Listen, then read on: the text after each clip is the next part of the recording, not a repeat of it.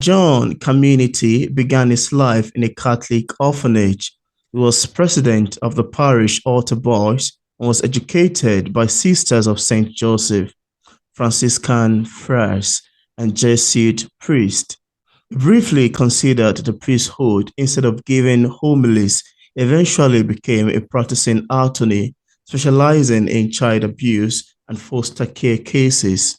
Is now retired and spends time in New York, New Jersey, Florida, and Pennsylvania. He lives with his husband. He is a practicing pagan. And on today's episode of Auto Interview, it's my utmost pleasure and joy to have on the show today, John, joining us. How are you doing, John? Very well, thank you. It's my pleasure to be here. Yeah, I'm excited too to have you on the show today. Thank you. Yeah. So, John, I would love to say that, mere reading through the description page of your book on Amazon sounds very pulling and compelling to me. And I would like you to tell us what led to the making of this book. What inspired you to write Preordained Betrayer?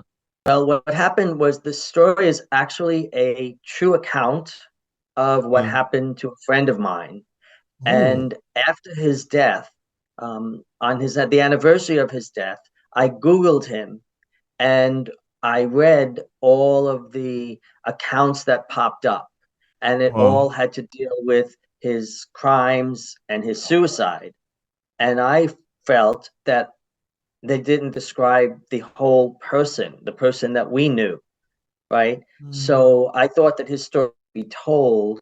So that's when I started gathering information from family, friends, myself, letters that I had exchanged with him, and letters from friends that he had written to them from prison. Mm. And then I started the process.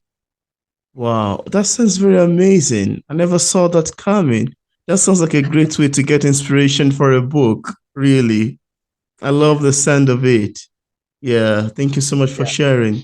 I wanted to make sure that a whole picture of the man was told, not Mm, just, one aspect, because I don't think that absolutely. someone's life should be measured by one act or something Mm, bad. People do wow, good things and they do bad things. absolutely. Well, I love the fact that you mentioned this, really. I love the fact that you mentioned it. One's life should not just be judged by the bad aspect of things they do, because there sometimes they do good things too, And we are all human, not thoroughly perfect. We are prone to make mistake. We're coming back to that because I love the sound of it. It got me remembering a recent happening. Now, I'd also love to ask you, John, Preordained Betrayal follows the story of Robert Pawlowski as he was sexually abused in adolescent by a priest and the tragic event that follows through. You talk about his imprisonment and all.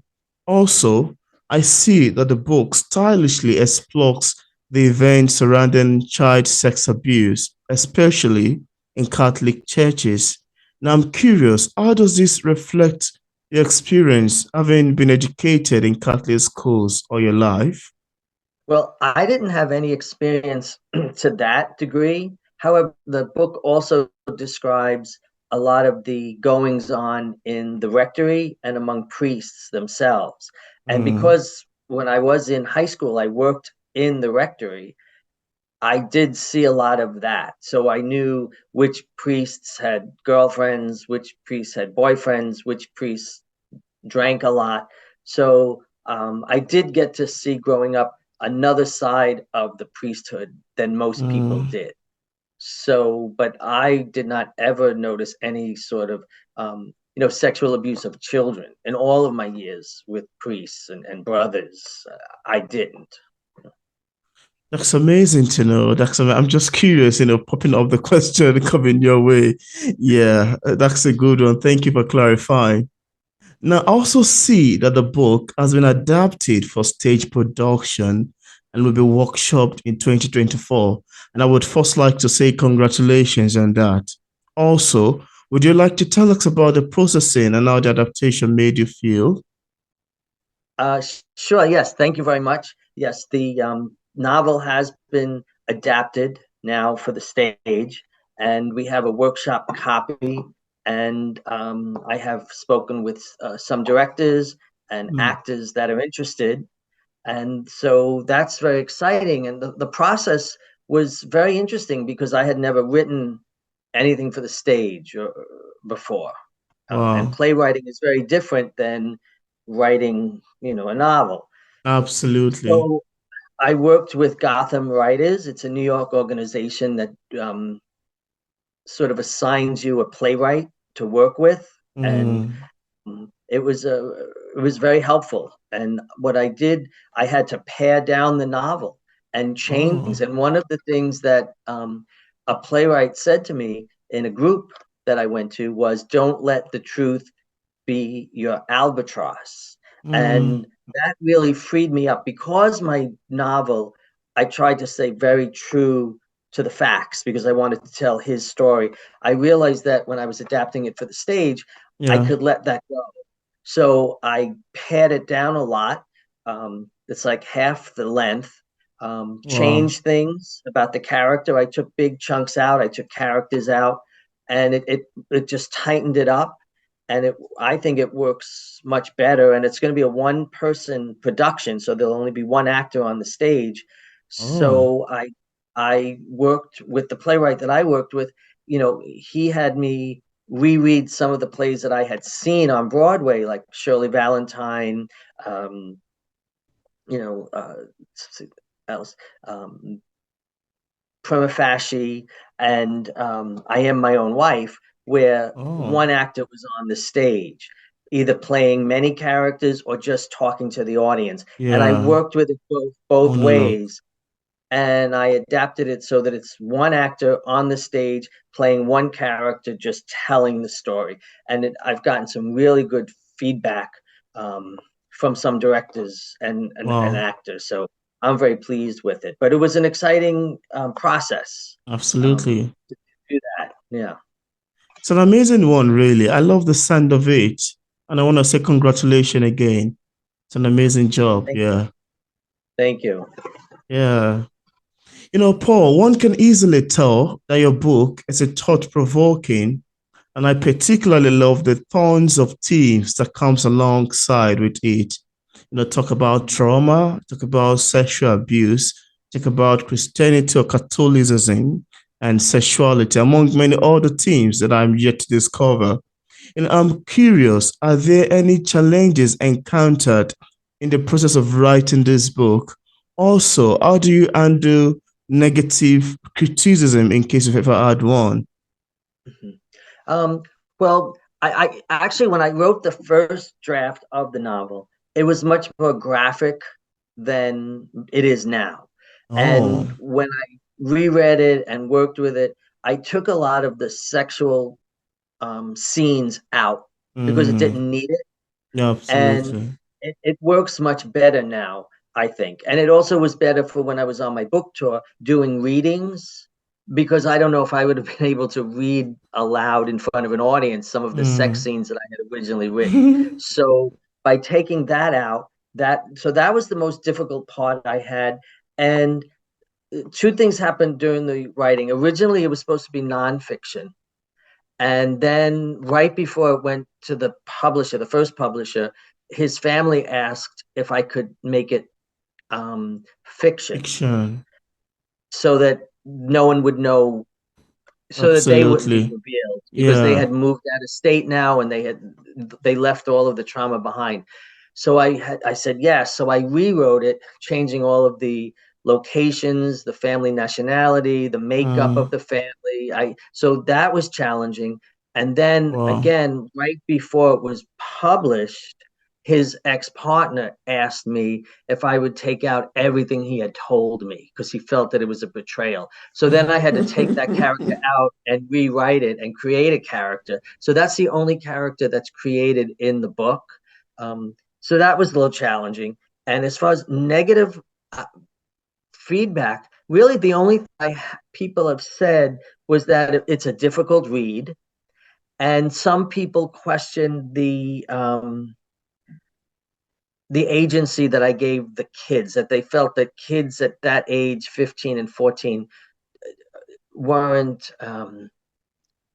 assured, self-assured enough, or took that much control over their life. But they expressed that concern.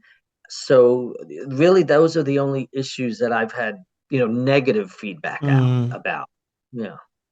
Wow, that's such a ton of challenges because the fact that you have to change the name, have to change from non-fiction back to fiction, it's a lot of work having to put the name, remove this because I can understand as a novelist to be that that's a lot of work to do.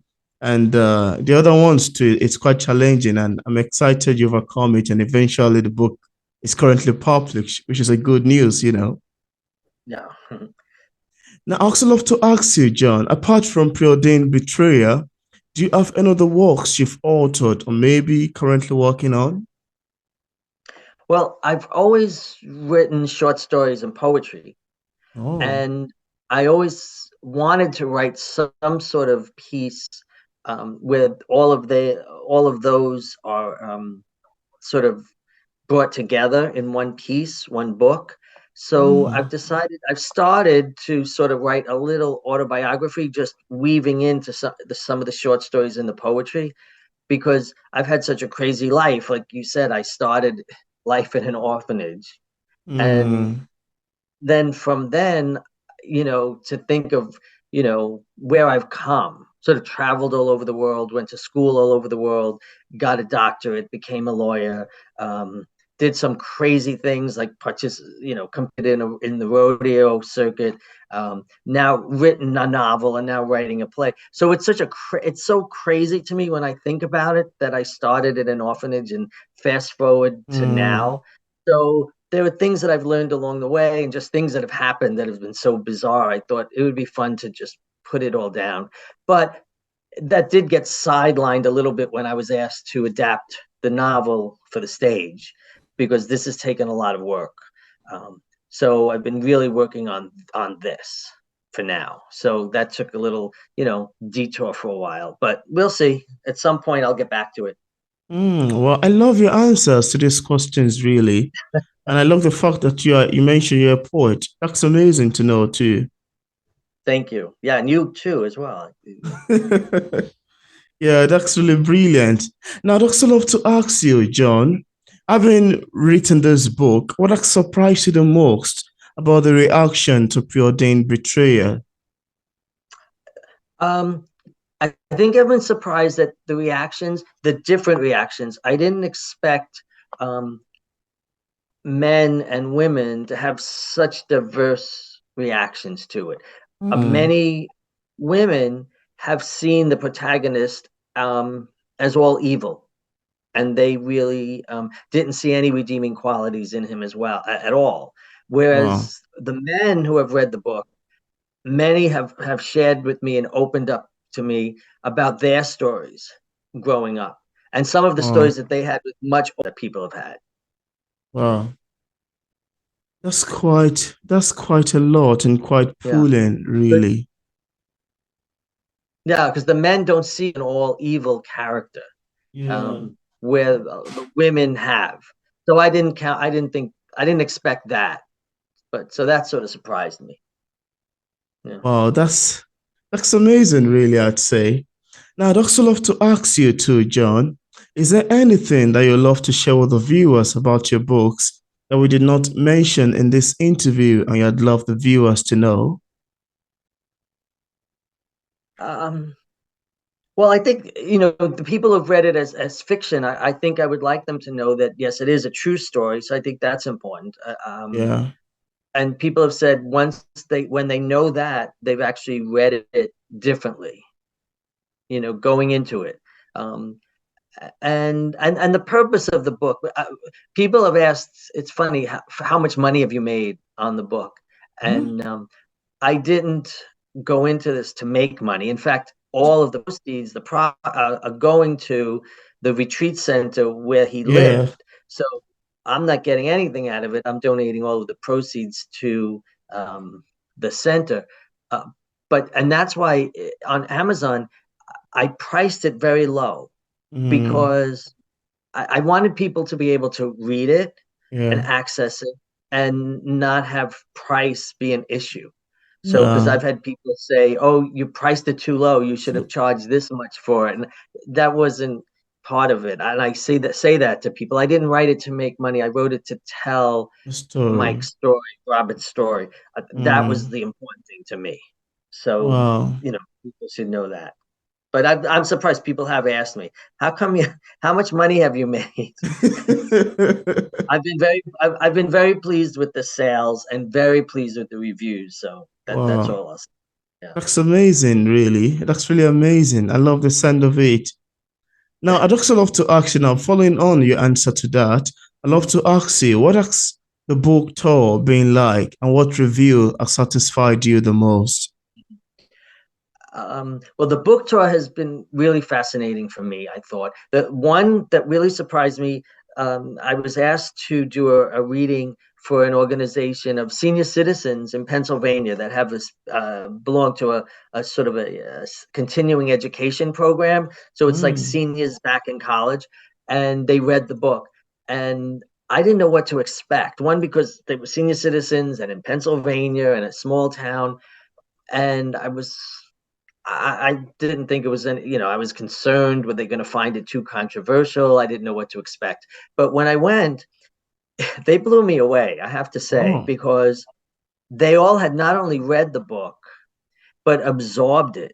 And they asked questions, like literally asked questions. Well, John, on page 78, you said this, and I don't even know what page 78 is. So I so, had to quickly open the book and read page 78 to answer their questions. So that mm, blew me away, that they really, really just put the time in and and they're were ready engulfed in the book. for the book, for the reading. And the other experience that meant a lot to me was I did a reading in the center where he lived, and Oh, it was a lot of the people in the audience knew him.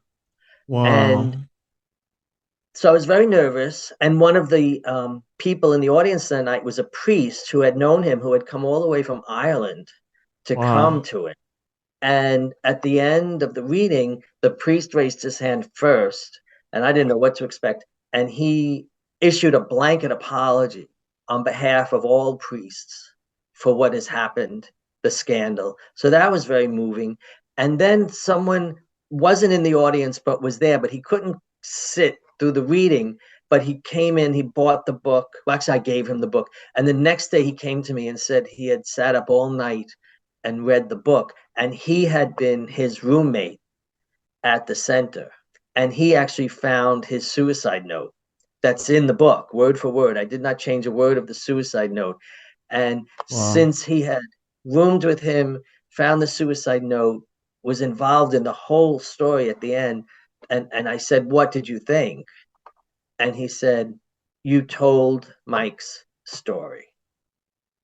And that wow, meant so much to me that he, you know, wow, because he couldn't come to the reading because it was too emotional for him, but he stayed up all night and read the book. But when he told me that I had captured Mike and captured the story, go Robert in the book, I keep saying Mike, um, it that meant a lot to me. Yeah. wow. That's such an amazing thing, really. That's very amazing and pulling. I love the sound of it, really. Thank you so much for sharing. Thank you so much for sharing. Thanks. Yeah. Now, I'd also love to ask you, John, and as a published author, what sort of advice do you offer other writers who are still struggling with publishing a book? What would you advise people in this category? Someone said to me once, if you don't see the book that you want to read on the shelf, write it yourself. Yeah. And that really meant a lot to me. And it was proven during this whole process because I was first working with a publisher, a big publisher, Mm. and they were excited about it and we were going forward. And then they came back, the editor came back with changes, a lot of changes. Some of them I didn't agree with, but I took some out. And then they wanted to, we had agreed we were going to publish December of 2022, but Mm. then they were bought by another publishing house. Oh, And the other publishing house was still going to go forward, but they weren't going to publish until December of 2023. So that would be this year, so a year later. Wow. And then in after that, they came back and they said, given the subject matter, the topic, they felt they weren't ready to publish it in 2023, that they would publish it in spring of 2024. Wow. So that's when I decided no, and I pulled out. And then I dealt with other publishers. I dealt with Friesen Press, the Canadian publishing house, which was very helpful. They were great. And then that's when I decided to I went with KDP, and Mm. KDP was so amazing. And I went with Word 2K. I don't know if it's a group that it's a company that helps you publish through KDP. So you don't, there's all those different technical things and formatting and all of that. And I Yeah. worked with them, and they did it. So one is, if the publishers are not giving you the support you need, you know, consider self-publishing.